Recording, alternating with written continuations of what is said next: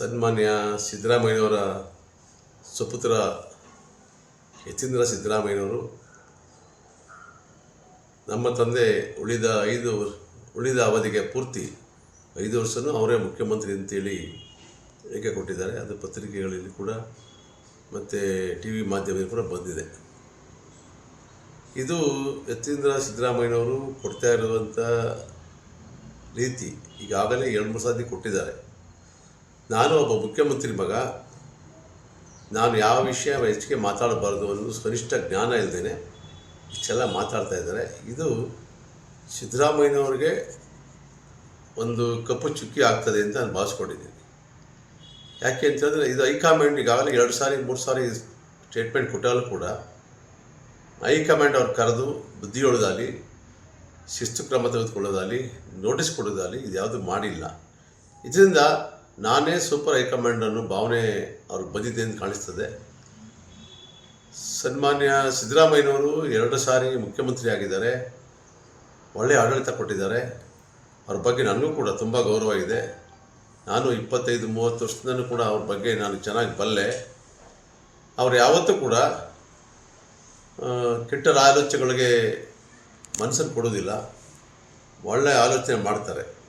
ಅಂಥವರು ಇರುವಾಗ ಸನ್ಮಾನ್ಯ ಸಿದ್ದರಾಮಯ್ಯನವರ ಮಗ ಅಂತ ಒಂದೇ ಕಾರಣಕ್ಕೆ ಈಗಾಗಲೇ 2-3 ಸಾರಿ ಕೊಟ್ಟರೂ ಕೂಡ ಯಾರೂ ಮಾತಾಡದೇ ಇದ್ದರೆ ಅದು ನಮ್ಮ ದೌರ್ಬಲ್ಯ ಅಂತ ನಾವು ಭಾವಿಸ್ಕೋಬೇಕಾಗ್ತದೆ. ಎಲ್ಲರೂ ಕೂಡ ಭಾವಿಸ್ಕೋತಾರೆ. ಅದರಿಂದ ನಾವು 2023ನೇ ಚುನಾವಣೆಯಲ್ಲಿ ಸನ್ಮಾನ್ಯ ಡಿ.ಕೆ. ಶಿವಕುಮಾರ್ ಅಧ್ಯಕ್ಷತೆಯಲ್ಲಿ ಚುನಾವಣೆ ನಡೆದಾಗ ಎಲ್ಲ ಜಾತಿಯ ಎಲ್ಲ ವರ್ಗದ ಪರವಾಗಿ ಜನ ಕೆಲಸ ಮಾಡೋದ್ರಿಂದ, ಸನ್ಮಾನ್ಯ ಡಿ.ಕೆ. ಶಿವಕುಮಾರ್ ಅವರ ಅಧ್ಯಕ್ಷತೆಯಲ್ಲಿ ಕೆಲಸ ಮಾಡೋದ್ರಿಂದ, ಸಿದ್ದರಾಮಯ್ಯನವರ ಮುಖಂಡತ್ವ ಕೆಲಸ ಮಾಡೋದ್ರಿಂದ ಅಧಿಕಾರಕ್ಕೆ ಬಂದಿದೆ, ಅದು ಸತ್ಯ. ಆದರೆ ಅದನ್ನು ಬೇರೆ ಬೇರೆ ಥರ ಬೇರೆ ಜಾತಿಗಳ ದೌರ್ಬಲ್ಯ ಅಂತ ತಿಳ್ಕೊಂಡಾಗಲಿ ಅಥವಾ ಬೇರೆಯವರು ಯಾರೂ ಮಾತಾಡೋದಿಲ್ಲ ಅಂತ ಅನ್ನೋದಾಗಲಿ ತಿಳ್ಕೊಂಡ್ರೆ ಅದು ಮುಂದೆ ಪಕ್ಷದ ಮೇಲೆ ಪರಿಣಾಮ ಬೀರ್ತದೆ. ಆದಷ್ಟು ಬೇಗ ಈ ವಿಷಯವನ್ನು ಉಂಟು ಎರಡರಲ್ಲಿ ಒಂದು ಹೈಕಮಾಂಡ್ ತೀರ್ಮಾನ ಮಾಡಬೇಕು. ಪಕ್ಷ ಏನು ತೀರ್ಮಾನ ತೆಗೆದುಕೋದೋ, ಹೈಕಮಾಂಡ್ ಏನು ತೀರ್ಮಾನ ಹೇಳ್ತಾರೋ ಅದಕ್ಕೆ ನಾವಾಗಲಿ ಎಲ್ಲರೂ ಕೂಡ ಬದ್ಧರಾಗಿದ್ದೀವಿ. ಈಗಾಗಲೇ ಸಿದ್ದರಾಮಯ್ಯನವರು ಹೇಳಿದ್ದಾರೆ ಹೈಕಮಾಂಡ್ ಬದ್ಧರಾಗಿದ್ದೀವಿ ಅಂತ, ಡಿ.ಕೆ. ಶಿವಕುಮಾರ್ ಹೇಳಿದ್ದಾರೆ, ಸನ್ಮಾನ್ಯ ಡಿ.ಕೆ. ಸುರೇಶ್ ಅವರು ಹೇಳಿದ್ದಾರೆ. ಎಲ್ಲರೂ ಕೂಡ ಹೈಕಮಾಂಡ್ ತೀರ್ಮಾನಕ್ಕೆ ಬದ್ಧರಾಗಿದ್ದೀವಿ ಅಂತ ಹೇಳಿದ್ದಾರೆ.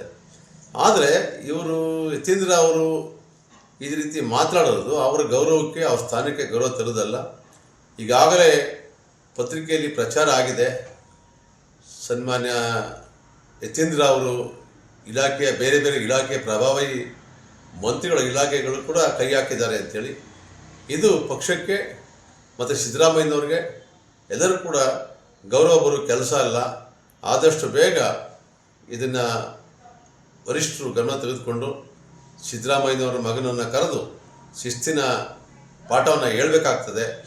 ಅದಾಗದೇ ಹೋದರೆ ಈ ಪರಿಣಾಮ ಮುಂದಿನ ಚುನಾವಣೆಯಲ್ಲಿ ಬೀರ್ತದೆ ಅಂತ ವಿಷಯವನ್ನು ಹೇಳಬೇಕಾಗ್ತದೆ.